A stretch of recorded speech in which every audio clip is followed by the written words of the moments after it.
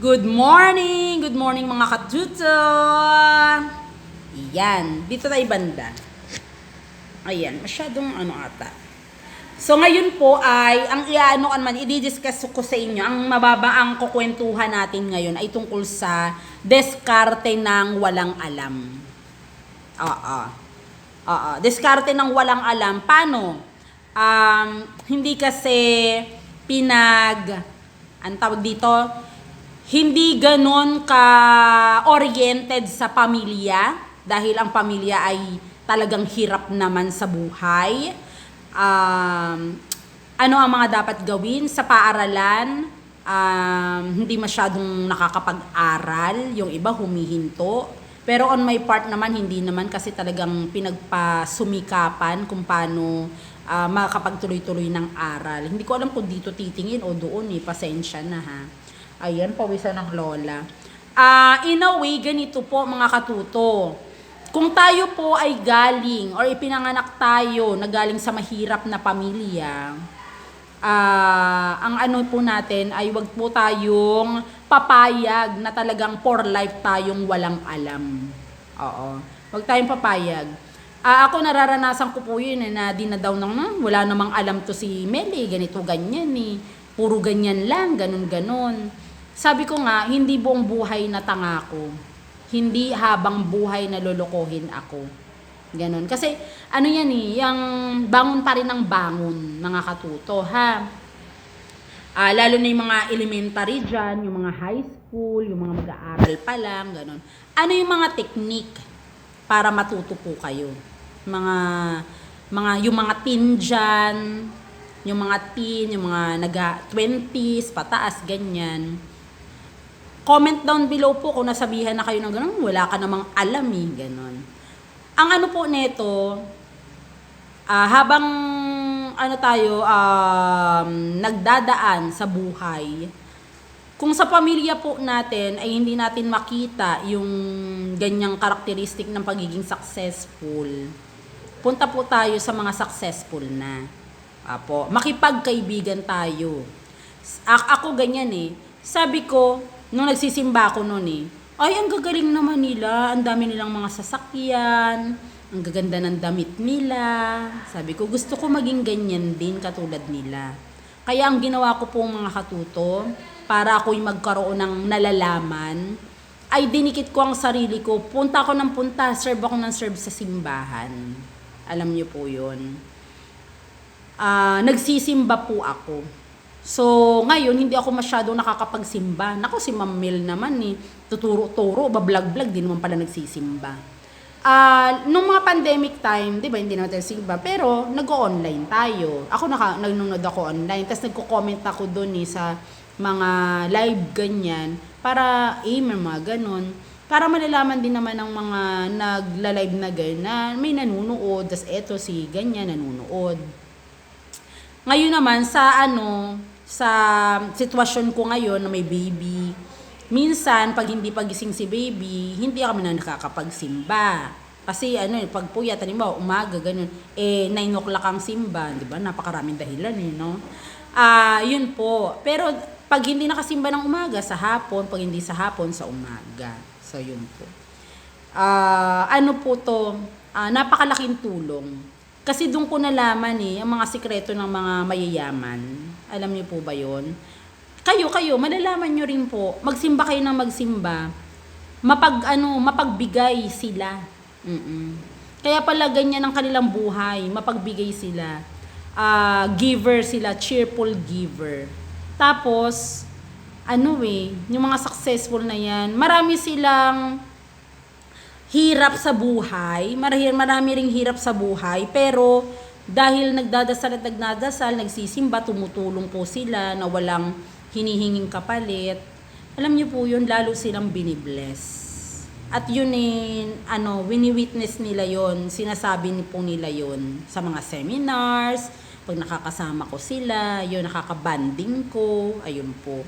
So, pag wala po tayong alam, natin yun, dumikit tayo sa mga tao na ganyan, na yung mga tao na yun na nakarating na, okay, nakarating na or tinatamasa na yung ganung tagumpay at ganung kaalaman. So malalaman, bakit kaya niya alam yun? Ganun po ha.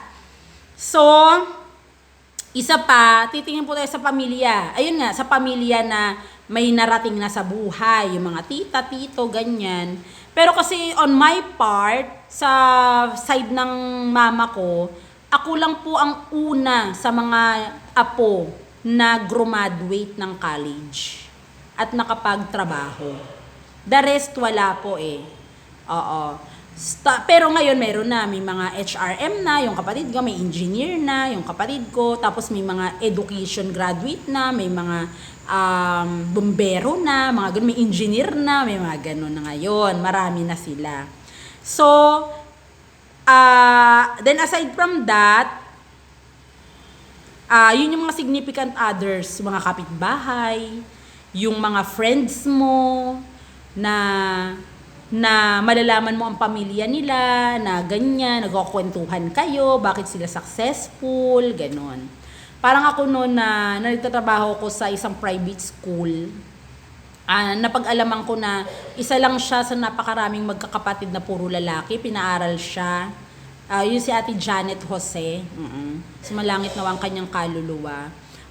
Yun friend ko yun na talaga namang doon ko napag-alaman nung pumunta ako ng Bicol, Albay, Legazpi Albay, na alam niyo yun sa kwentuhan, matututo po tayo dyan magkakaroon tayo ng alam na yung tatay po niya at nanay nagdadasal tuwing alas 6 ng gabi, nagdadasal. Tapos pag umaalis ang kanyang mga anak, marami sila mga 8 ata, ganyan.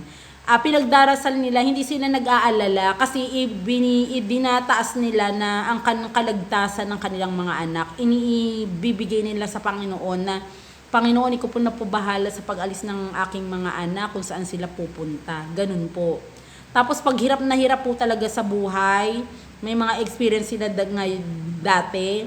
Alam niyo po bang yung isda nilang kinakain, pinipirito yan. Tapos yung buo, hinahati nila sa dalawa para magkasya-kasya sa kanilang pamilya. Ganun po. Sabi ko, wow, nakaka-inspired naman si tatay. No? Tapos, may matanda doon na kapatid na nakapag-aral, tapos pinaaral ang mga kapatid, tapos pinagagagayan na ng mga iba pa. Kaya ang dami nila, marami silang pulis, may seaman pa, may mga ganon. Tapos eto nga kasamahan ko, teacher. Pinaaral siya ng kuya niya, ganon. So, tas yung iba, gumaya na sa kanila. Pero ang sinasabi ko, ang ganda ng bahay po nila sa Albay. Parang second floor, first, second floor, mapa third floor pa. Kasi syempre may pera na para pampagawa, pero daw dati mahirap sila. Pinaghahati-hati nga nila yung isda, di ba? Pero ayun po yung talaga na yung pagmamahal, yung pagmamahal sa edukasyon, sa kaalaman, talagang ipinagpaano nila yun, pinagsumikapan. Pagsumikapan po talaga. So, yun po, sa yon, para magkaroon ng alam, mag-aral. So, aside from pag-aaral na yan, kung wala talagang kapera-pera, mag-working student, magpa-scholarship, pumunta sa mga barangay, kay mayor, kung kanino mang anumang organisasyon na pwedeng foundation yan na makakapag-tulong sa iyo para sa pag-aaral, para magkaroon ng alam. So yun po. At isa pa, syempre, magbasa. Oo, English Tagalog. Bible ang babasahin. Sunod, may dictionary. Para habang nagbabasa ng English, hindi naintindihan, isusulat sa papel, alamin kung anong English, anong Tagalog noon para maiintindihan. At talagang libro po kasi ako ang mga librong pinagbabasa ko, yun nga. Ang latest ko yung kanila Boss Sanchez, kanila Brother Boss Sanchez, kanila Sir Chinkitan, yung ibang mga kanila Ogmandino, mga ganon. Yung kay Bob Ong, hindi ko pa nababasa masyado yun Maraming mga author at yung mga yun ay nakasulat yun sa isang libro ko, yung usapang birth certificate. Oo. Dito, Isa po dito, makakabasa din po kayo dito ano yung mga teknikan para magkaroon ng alam. So, yun po yun. Para magkaroon tayo ng nalalaman sa buhay, basahin po natin. Halimbawa, sa gardening. Yan, may mga libro ko ng gardening. May mga nabasa ako. English yun eh. Ano-anong season, ang mga halaman para ang tumutubong halaman. Tapos, minsan pa, yung sa bulb nga, basta mga ganun ang dami. Tapos, sa candle making, paano ginagawa ang candle, may mga hulmahan po yan. Tapos, ano pa ba, sa pagluluto. Dati, dito, puro tayo basa. Pero, nowadays, sa YouTube na, di ba? So, ganun. Tapusin po natin yung YouTube, hindi yung basta-basta agad-agad na lang. Lipat na dito, lipat na dito. Maganda, para lalong natin matutunan. Inaano po natin, tinatapos yung mga YouTube. At, dun sa mga kaaya-aya naman ng mga palabas at educational talaga.